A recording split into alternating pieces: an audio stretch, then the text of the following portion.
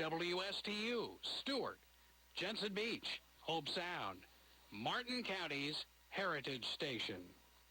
It's time now for the Casey Ingram Show on WSTU. The opinions expressed are those of the program host and guest and not necessarily those of WSTU. WSTU does not endorse products that may be mentioned. Any reproduction or retransmission of this broadcast is strictly prohibited without written consent of WSTU. It's time to call in with your questions and comments at 220-9788, 220-WSTU. And now, here's Casey Ingram.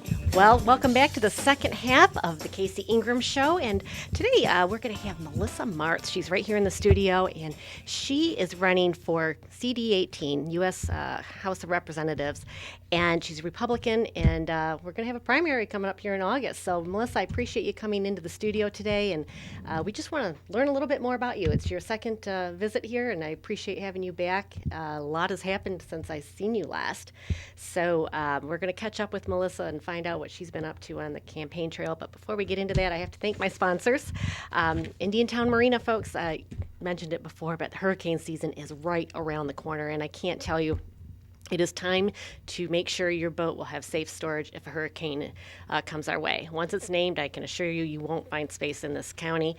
So call them up now, get your space reserved so you have peace of mind that should a hurricane come, your boat will be safe. And you can do that at 772-631-3272, 631-3272.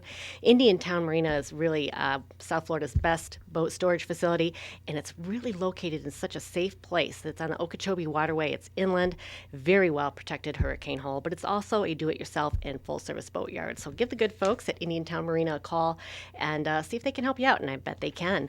Also, forbearances, working remotely, internet shopping, retail space, and rental income have been hit hard by COVID.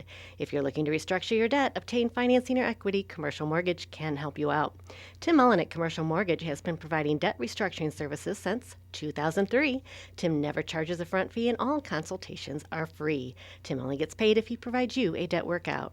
Looking for a debt solution or financing? Give Tim a call at 772-872-6099 or visit commercialmortgagellc.com to schedule your free consultation.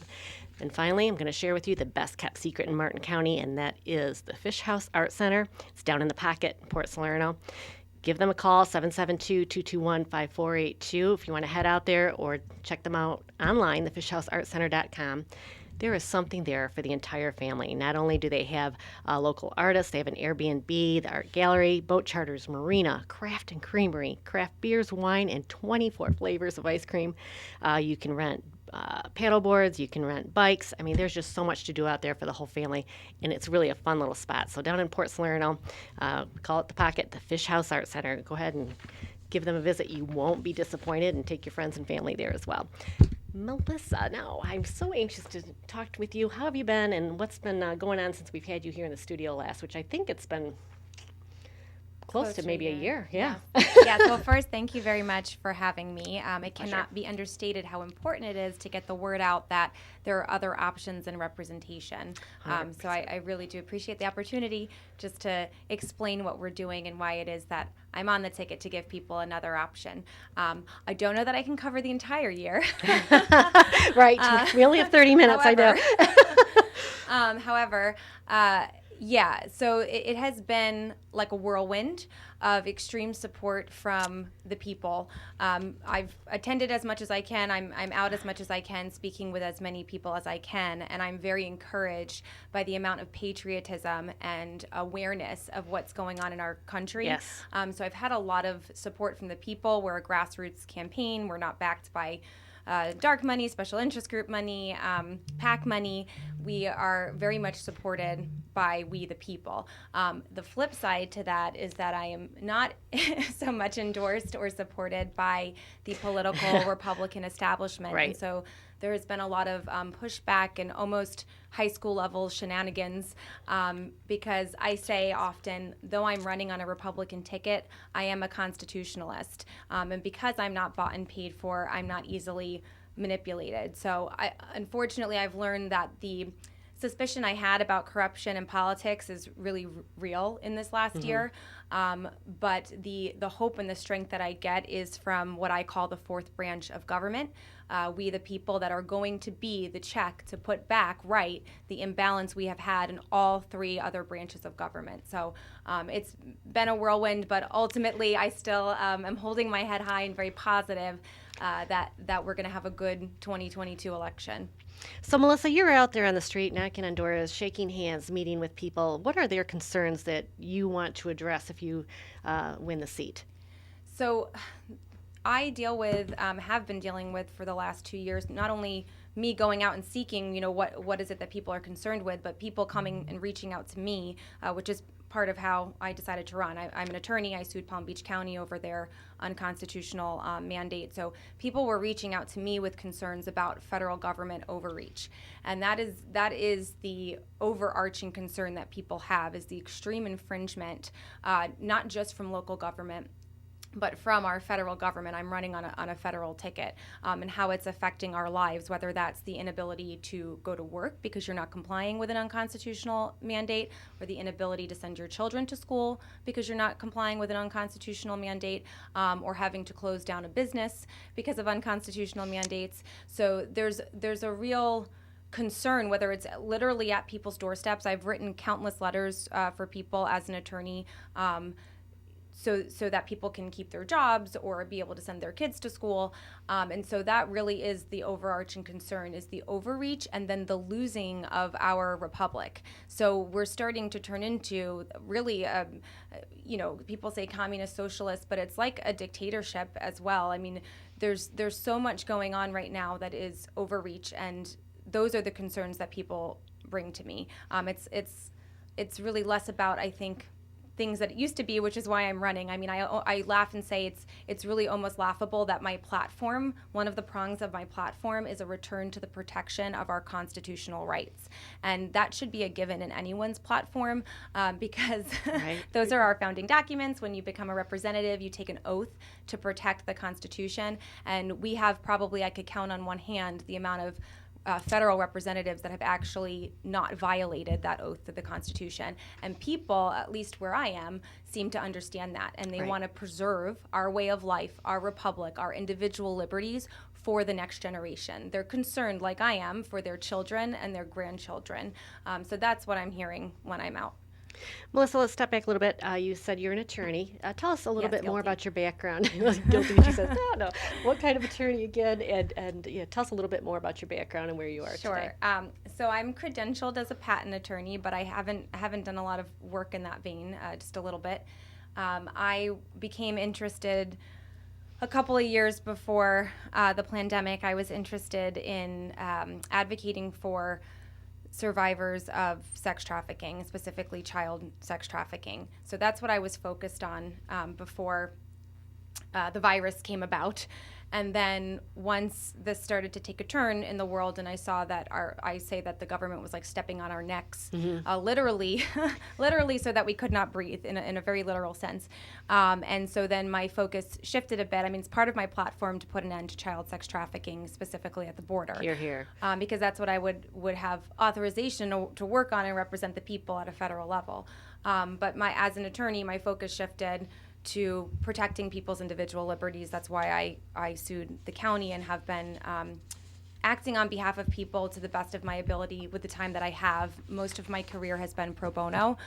So most of the work that I've done now and in these last several years has all been pro bono. I'm blessed to be able to do that. I have a very supportive husband that understands what I'm doing and why I don't bring home a paycheck.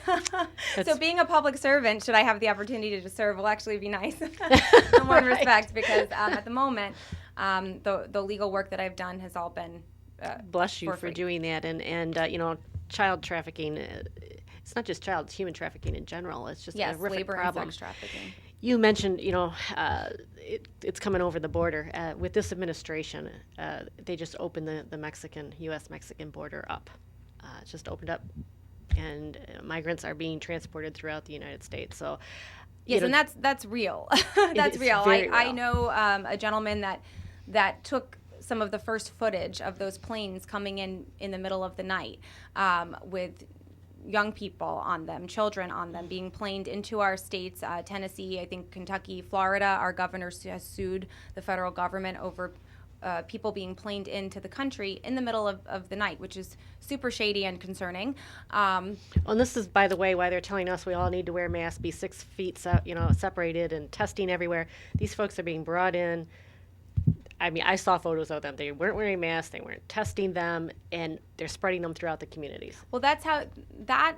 And COVID's only part of it. I mean, that's how you know the trafficking. inconsistencies in logic is how you know that this is not about what we're being told it's about. It's about fear and control and what is the end objective. I mean, we can all speculate there, but yes, it's that those regulations had nothing to do with really keeping us safe or healthy, and regardless, they were unconstitutional. Even if there was merit to it, they were still unconstitutional is the bottom line. And as a country, we have to decide. First, we have to read our Constitution, because many people have not, in fact, read our founding documents. So once you've read them and you understand what our country is founded on, what the rules, what the highest law of the land is, if we don't like it, we either alter it or you decide to move to another country. So we first have to understand what is constitutional and what governs what our federal government is even allowed to do at the border and what they're supposed to be doing at the border. They absolutely, I mean, it's one of the few delegated things that they get to do is to secure our border, and they're not doing it. And I know that the Governor Abbott of Texas has made efforts to take care of his state and secure the border at their own expense. So, I mean, I have some hope there, but as it stands now, there is rampant trafficking of human beings, labor and sex trafficking, and trafficking of drugs. And so, people should be outraged. And what to do with that outrage is we need to get out and vote. We need to vet our candidates. We need to get better people in. I encourage people to run. We need to run. I mean, there's so many people that are running that are real we the people that can't be bought and paid for, but there's not enough. We need more people out there. Melissa Martz, again, we're speaking with Melissa Martz. She's running for Congress in CD 18, which is right here on the Treasure Coast. It encompasses Martin, St. Lucie, and part of Palm Beach County. Yes, for now. They're redistricting. You're right. Yeah, for You're now, right. That's also very concerning. Yes, there are Very redistricting. concerning. So at this point, and she's absolutely right, folks. We really need to vet our candidates and know who you're voting for. You can't just look because the name seems familiar. You can't just look at the person and say, oh, I'm going to vote for them because they look nice or whatever the issue might be. You need to find out what they stand for. Are they going to vote for your principles? And Melissa, I appreciate you coming in here today so people can meet with you. I'm going to ask you a very pointed question. Sure. Why should people vote for you over Brian Mast? Right now, you are the only two that are running on the Republican ticket for this seat. Of course, Brian is the incumbent. Sure. Well, first I'll answer why you should vote for me. I don't have a vested, I'm not going to take it personally if people don't vote for me. People need to vet their candidates and decide who is the best candidate for them. I am a constitutionalist, like I said at the beginning. And so if preserving those individual liberties is important to people, if character is important to people, in other words, somebody that will, when they get in there, not violate that oath to the Constitution, then they should vote for me. I'm a person of what I believe is upstanding character. I think my life bears that out. I share a little bit of that on my website and when I speak, but I'm very available and accessible so that people can get to know me personally. I will pick up the phone. I will go out to somebody's home. I will attend a meet and greet of any size so that people can vet my character and to know that I am running to protect our individual liberties. And that's the only reason that I'm running. I will term myself out after 2 terms. I will not serve more than 2 terms. I think it's unethical, and I think we need term limits because it's another facet that facilitates corruption in our system. So why I chose 18 and why I targeted 18 and why I believe I'm a better candidate than who we have in there now, there's a couple of reasons. One is our right to bear arms has come under strong attack. I mean, you have a lot of representatives, especially rhinos, that will just be passive, so they won't actively protect your right to bear arms. To me, it's pretty egregious to actively try to take away our right to bear arms, which is what the congressman in this district has done. And that's, I encourage people, again, to vet their candidates. That's very easy to fact check through both voting record and then also written word. Right. So our Second Amendment, it cannot be understated how important that amendment is, especially now when we look at not just history, but recent history, where countries that have, like Australia in the last 5 years, have had their gun rights taken away and people are being put into camps. Anyone that's trying to real. take away, it's real. And the only reason I believe that we haven't seen some of what we're seeing in places like Germany and France and Australia is because of our Second Amendment, because we'll put up a little bit stronger of a fight. And so that is one reason. If that's important to people, if someone protecting your Second Amendment right is important to you, that of what your options are, I can unequivocally say I will be the better option. That's just an objective fact and truth. And then because I'm an adult survivor of childhood sexual abuse, I have that as something I share openly, and that is what led me to want to protect and help victims of sex trafficking. So as an advocate, as a child advocate, and as somebody that would have to care about children on the other side of the border as a representative, I don't think jokes about having sex with children are funny. So there's a difference between me and the incumbent who likes to make jokes about having sex with children. Those were the two main reasons I went after 18. We need to eradicate pedophilia promotion and pedophilia in every way from our government. Project Veritas did a piece where they showed that our United States government is actively facilitating child sex trafficking at the border. We don't need any more people in Congress that don't understand how serious the issue is. And I'm going to break in just a second there, Melissa, and I agree with you 100%. There was a time I was very supportive of Congressman Mast, and when those messages, it was Facebook messages with his, I think it's his campaign manager, but somebody in his camp, they were making jokes about, geez, hope you have sex with these. They were like teenage girls, 15, something like that. And also there was jokes about rape and murder on these posts. And this wasn't a 15-year-old boy making these jokes. It wasn't an 18-year-old boy. What was disappointing to me is he was 30-year-old man. And I think it's very important, especially for women's rights, that they do understand pedophilia, this human trafficking. It's not funny. It's not a joke. And to think that any adult man is looking at a little girl like that was just, to me, very disdainful. I want our representatives to be people that our kids can look up to and respect. And people have to decide what's important to them. I'm not a cancel culture person. I think everybody's got things that they say or do, or even publicly, these were public comments, that they might regret or want to take back. So that's not what that idea is not a deal breaker for me. My deal breakers are pedophilia promotion, pedophilia, and breaking your oath to the Constitution. So, if that's important to people, you asked me the question. I don't normally bring it up because to me, I like to talk about what I can do for the people. I'm not interested in bringing down the incumbent. I say even if he was doing a bang-up job, we still need term limits, right? So going on a fourth term, raising $10 million over those 4 terms. And he did sign an oath that he was going to serve 3 limits, serve 3 He signed terms. the term limits pledge, which is, which would imply that he believed in term limits and yet has not termed himself out. Right. So I say even if we're doing a bang-up job, we really need fresh blood in there for obvious reasons, looking at the last 2 years. I wish across the country we had term limits, and that's how I will fight to be for that instituted. when I'm in there. I will fight for. If I do nothing else but get term limits, I would consider that successful. 100%. If that's all I did, I plan to try to do more than that. Right. Things like abolish the U.S. Department of Education, abolish ATF.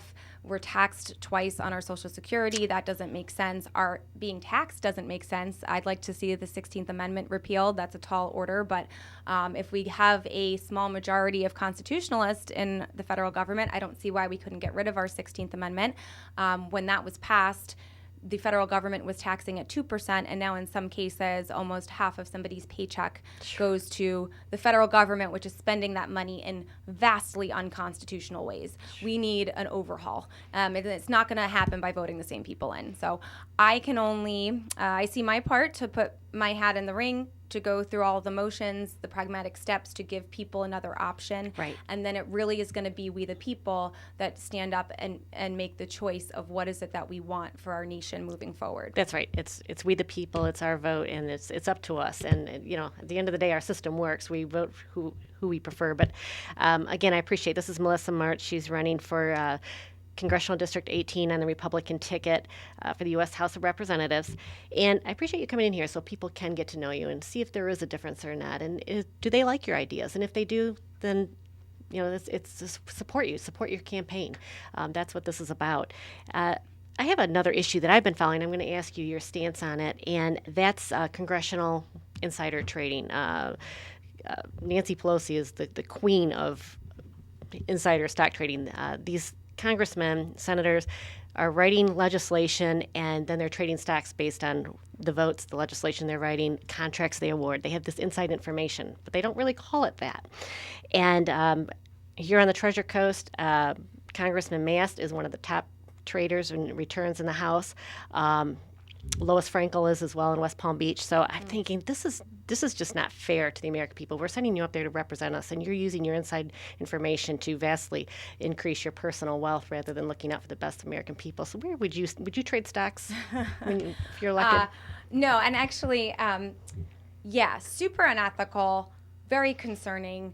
Another reason we need term limits, because if that's going to go on, at least you can only do it for a short amount of time. It's not as attractive then, but it's highly, highly unethical, and there ought to be a rule against it. And I think that not just yourself, but your spouse as well, however it is, whatever rule needs to be made, because let's say in a perfect world we have term limits, so people are only in there for 4 to 8 years.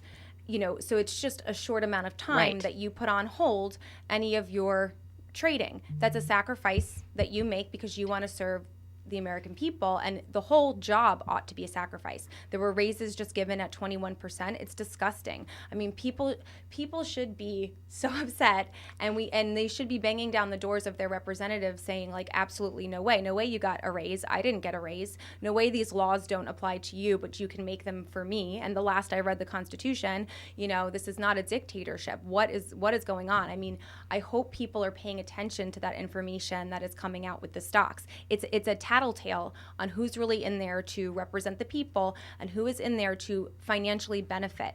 The other question that people should ask is how do these congressmen and women become millionaires and they're able to afford millions and $1 million houses off of a salary that it's very improbable. I mean, how do you have a spouse and kids on $170,000 a year and all the expenses that come with that and the taxes that how does that, and all of a sudden be able to afford a multi-million-dollar house and have all of this millions of dollars? How does that happen? So whether it's through the corruption of the trading or back end deals or PAC money or lobbyists or fake. I just saw something about exposing that like fake political action committees or fake the PACs and that, and the basically making fake businesses to send the money to. So like when you see somebody raises millions and millions of dollars to run a campaign, I first of all don't understand why it costs millions and millions of dollars to run the campaign, but it doesn't all necessarily go back into the campaign. People take salaries,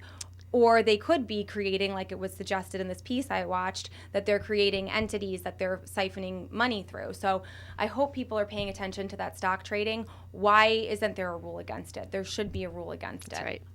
That's right. And it's a self-regulating entity when it comes to Congress. They don't want to stop something that's benefiting themselves, and there's a lot of examples. Marjorie Taylor Greene was on that list too, and I'm a fan of hers. It's not personal. It's Republicans and Democrats. It's just all ethics. all over. Right. It's your character. And, I can say unusualwhales.com, they have a website where they follow the insider trading on Capitol Hill. And I can say through their studies that, Congressman Bill Posey and Senator Marco Rubio are not on that list. They're not insider trading. So you can go and serve, and you don't have to do the insider trading. But, again, Congressman Mast and Congresswoman Frankel, doing very well with insider trading, and they're not the only ones. I know Dan Crenshaw. Everybody knows Dan Crenshaw as well. He's on that list. It's something where people just need to pay attention to, and I don't think that, Melissa, the average person understands this is happening. The media doesn't cover it a lot, so if it's not a headline. We have to take responsibility for the information we're digesting at this point in this last 2 years. it's been a wake-up call to say that mainstream media is not where we should be getting our information. And if you do, we must fact check. I actually, when all this started, I created a blog where I was writing my own articles with links in there to fact check what I was saying, because I felt like I couldn't get real information from anywhere. Now there's so much alternative media that you can go to and get real news. I encourage people to go there, and even there, fact check. Like, we are the sovereign. We have to be the final say on what is in fact truth. And folks, a few months back, I actually did a show on this, because even search engines like Google will they definitely filter the information. Yes, they censor it. So there are other alternatives out there. I have them. If you're interested, contact me, and I'll send you a list of other alternative websites that do not censor the information they're putting out there. But it's real, folks. You can't just Google something. I mean, it's tough to fact check because you may not get the information showing Well, what you'll get when you Google something is that you'll get a bunch of articles that are fact checking to the opposite of what you were looking for, and that's kind of, to me, a good indicator that it's true. Right. There's something to it. Tony Stevens is checking in from the United Kingdom, going back to the Mast. He said they have been scrapped in the UK, and now it's up to the individual. So it's kind of like that here now in the United States, but there was a time where it certainly was not up to the individual, and we were all mandated. Yeah, and we must not forget those that endorsed the mandates and that stood by silently where they were unconstitutionally imposed on the people, and children especially. Oh, 100%. With the children right now, it has such an emotional impact for them, and to not see their expressions and their face and their smiles or whatever their reactions are. I can go on and on about that because I have a daughter and it that's ought to, 12, and and it ought it's tough. to be the people's choice, right? I mean, we don't 100%. don't want to impose my personal belief. That's the whole point, is that our government has impeded that choice. But yes, I agree. I think it is abusive, and that is why, and there's risk to it, and that is why parents and adults ought to have the final say over their own medical care, not the government. That's 100%. Parents are parents, and we should be the ones deciding. That's right. What happens for our children. So, Melissa Martz, is there a website? How do people reach you? How can they support your campaign? Yes, the website is just my name, Melissa, Melissa, Martz, Martz, as in zebra, melissamartz.com. And at the moment, we are aiming to get on the ballot with signatures. So if people can print off that form and mail in the original copy, that would be very helpful. I believe that's the constitutional and ethical way to get on the ballot versus paying to play. I could pay $10,000 and usurp the people and get my name on the ballot. I'm not interested in doing that. So that's what we're focused on now. And then anyone that wants to subscribe on the website, they'll get emails about other ways they could volunteer. And of course, we welcome volunteers. I was going to say, you need volunteers. Those are the folks that are going to go out and help spread your message, because you can't be everywhere as much as you're trying. We're blessed to have a good base of volunteers, but more are always welcome. Absolutely. And again, Melissa, we only have a minute. I wish I had more time with you. But again, I want to point out, you're not taking dark money. You're having a very transparent campaign. And with that, that means the funding hasn't flown in, flies in like it does with other. Right, I don't have the $10 million, correct. That's right. But you always can use campaign contributions, so folks, you can help her out. And of course, they are all logged. But Melissa Martz, I really appreciate you coming in here today. It was wonderful to get to know you a little bit more and to understand where you're coming from and to understand your principles. I think it's super important. And folks, she said it best. Know who you're voting for, right from your city government right up through the federal government. Every vote counts, and every candidate, it's important to know who they are. So next week, we're going to have Dr. Anzalone with the IRSC Promise Program, and Senator Gail Harrell will be in the studio on the second half to talk about updates from session. We'll see you then.